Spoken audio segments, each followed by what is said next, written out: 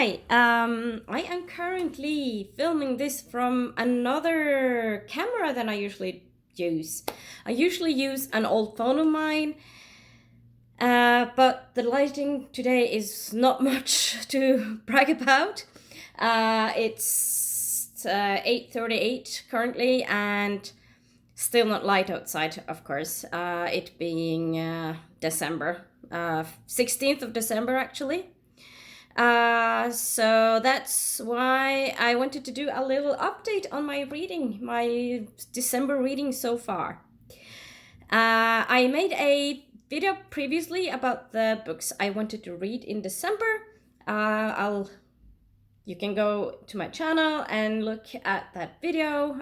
It's called The Books I'm Hoping to Read in December. And since we're like halfway through the month, I wanted to do a little video on my update, or an update video.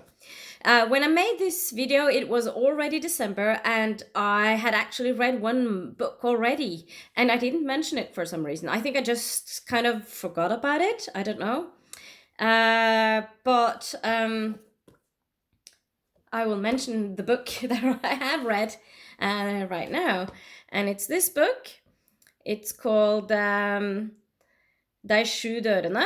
It's written by Agnes Ravatn. It's the second book that I read by her. I previously read Fugletribunalet, which I must admit I didn't really like that much. This book, on the other hand, which is an arc, I got it from the publisher, Samlaget. But this book I found really, really funny. Lots of humor in it.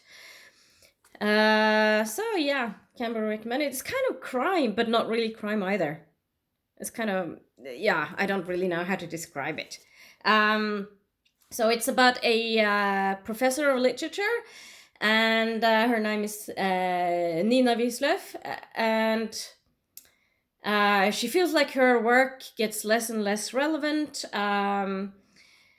And her house is about to get torn down by the government because they're going to build some a tram or something, tram line, I think it is. And yeah, and then they have they are like landlords, and when their her little son disappears, she kind of starts to dig into this mystery. But she's not a police, and yeah, so it's kind of quite funny. Of course, it has quite consequences for her and her family, so things doesn't really turn out the way she thought they would. Anyway, quite funny book. So that was my first read of December.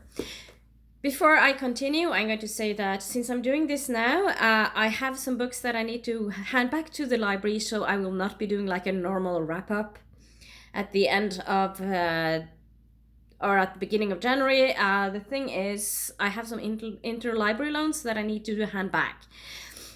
And so I'm swapping jobs, so it'll be hard for me to kind of hand them back after New Year's. So I'm starting a new job 1st of January on paper. In reality, it's 2nd of January, since 1st of January is a public holiday. Anyway, the next book I read is this. It's called Å dykke etter sjøhester, en bok om hukommelse, which is a non-fiction book. It's written by the sisters Hilde and Ylva Østby. And it's a book on memory. It has actually been translated into several languages, one of them being in English. And the English version is called Adventures in Memory, which is totally different from the Norwegian title. The Science and Secrets of Remembering and Forgetting. And that is basically a really good description of the book. There's the reason why there's a seahorse on the front cover, and the Norwegian title is to dive after seahorses, to dive for seahorses. Yeah, language. So yeah, there's a reason. But if you read the book, you I think I haven't read the English translation. Obviously, I don't read Norwegian books in English. That would be just a really weird thing to do for a Norwegian. But yeah, Å dykke etter sjøhøser. Very interesting read on memory. I learned a lot from this, and it was one of my non-fiction reads this year. So I have reached my non-fiction goals for this year, but I still read non-fiction books. I guess there's just these. You read one book, and then other books pop up as well. The next book I read is a poetry book. So all the books I've actually finished in December so far are books in Norwegian. The next one is this, Hva er en fugl by Hilde Myklebust, and it's poetry. Her language is really nice. I really enjoyed the writing style and how she writes her poems. So that was really nice. If I am to say anything, I can say there are things in that book I kind of didn't talk to me as a person, but that is because of personal reasons. So I would have loved this book so much if it wasn't for those personal reasons. Why I kind of go a little bit like or does that make sense? I don't know if I make any sense. So a little thin poetry book, but a book is a book, in my opinion. The next book is not a very thin book. It's another sort of book, and that is the second book in the Byens Spor trilogy by Lars Saabye Christensen, Mai. I read the first book a while ago, a year ago, or was it earlier this year? I honestly can't remember, but I've just read this and I really enjoyed it. Of course, there are things in it that has kind of, but then again, it's set in the 50s, and of course, the world was quite different then, after all. But it was quite interesting, and I really did enjoy it because he has this wonderful writing style. And I am going to read the third book in the trilogy as well. It's on my shelf, but I haven't gotten around to it yet. So, of course, another library book. I think all of these are library books, except for the first one that I read, which is an ARC that I got from the publisher. I really should make a video on like top 5 reasons for going or using your public library or something along those lines. Anyway, but that's not for now.